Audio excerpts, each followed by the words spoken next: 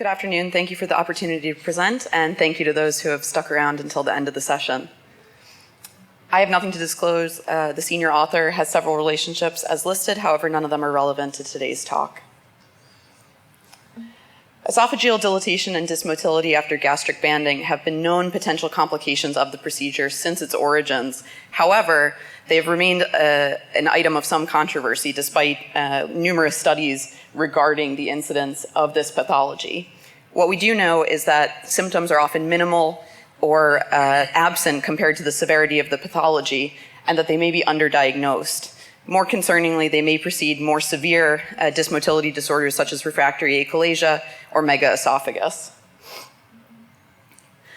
Because of the potential for esophageal dilatation or dysmotility to develop, and because of the difficulty in predicting and diagnosing it, many authors have recommended routine surveillance of various kinds after gastric banding, including endoscopy, upper GI series, or high-resolution manometry.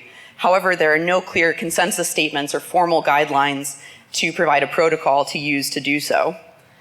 Because of these concerns, as well as anecdotal evidence of increasing esophageal pathology in our band patients, our practice instituted a policy of at least yearly upper GI series screening for all post-band patients starting around 2015. Any esophageal dilatation or dysmotility found on this imaging prompted an immediate deflation of the band, as well as a strong recommendation for band removal.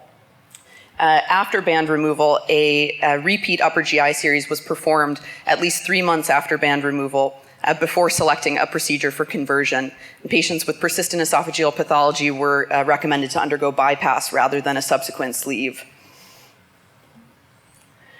This study serves to characterize the utility of this screening protocol and its outcomes. We performed a retrospective review of all patient charts undergoing an outpatient gastric band-related encounter between 2015 and 2017, essentially capturing the first 2 years of this policy. 322 charts were reviewed. 31 patients were excluded as they had no upper GI series performed at least 6 months after their band was placed. And 8 patients were excluded for having undergone band over bypass, which was felt to represent different pathophysiology. The final study population was 283 patients, and their charts were abstracted for demographics, imaging outcomes, and ultimate surgical outcomes, as well as the presence or absence of symptoms at the time that the upper GI series was obtained. The patients were an average of 50 years old, predominantly female, and about 2/3 white or Caucasian. Importantly, at least 75% of the cohort had 5 years or more of follow-up between the time of their band placement and the time that imaging was obtained. This characterizes the patient demographics as well as their weight loss outcomes and timing of follow-up. There was a small, absolutely small, but significant trend towards a higher BMI in the asymptomatic group, both at the time of band placement and at the time of upper GI series. The percent excess weight loss was fairly low across the board, but not different between symptomatic and asymptomatic patients. And the interval since their band placement at the time of imaging was about 7 years for both groups. The important finding from these imaging studies was that in both symptomatic and asymptomatic patients, about 50% of patients presented with esophageal dilatation or dysmotility based on radiologist classification on their imaging study. We subsequently looked at the long-term outcomes following this imaging and how it changed management. Most of these patients went on to have their band removed and converted to a stapled gastric procedure, both sleeve and bypass. Or had a plan in place at the time the data was collected to proceed to a stapled gastric procedure. Another significant portion were discharged with as-needed follow-up if they did not qualify for additional bariatric surgery. Again, a significant point is that 64 of these patients underwent repeat upper GI series an average of 8 months or so after their band was removed, and 41% of them continued to demonstrate esophageal pathology despite band removal. So why are these findings significant? Well, the incidence of esophageal pathology that we found in our series was significantly higher than many of the reported series.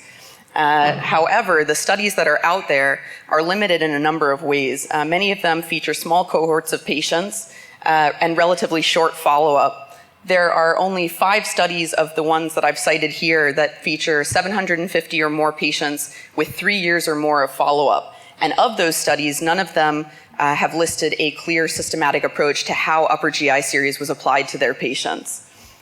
Our data does align with 2 studies, Drs. De Jong and Naif et al. The first study was 45 patients who underwent routine barium swallow post-operatively after band placement, and a mean of about 3 years later, and they found about 56% of those patients with esophageal dilatation, both symptomatic and asymptomatic. Dr. Naif's group performed routine barium swallows on 167 patients with pretty decent long-term follow-up, and 68.8% of those patients developed an esophageal dysmotility disorder classified according to the Dargent criteria, which all include esophageal dilatation. In addition, there are a number of authors who have advocated for band salvage after esophageal dilatation or dysmotility has been found, but our results of persistent pathology at an average of 8 months after band removal suggest that band deflation may not be enough in these patients. Our proposed clinical pathway, in summary, includes at least yearly upper GI surveillance after banding, and this should go on in a lifelong fashion.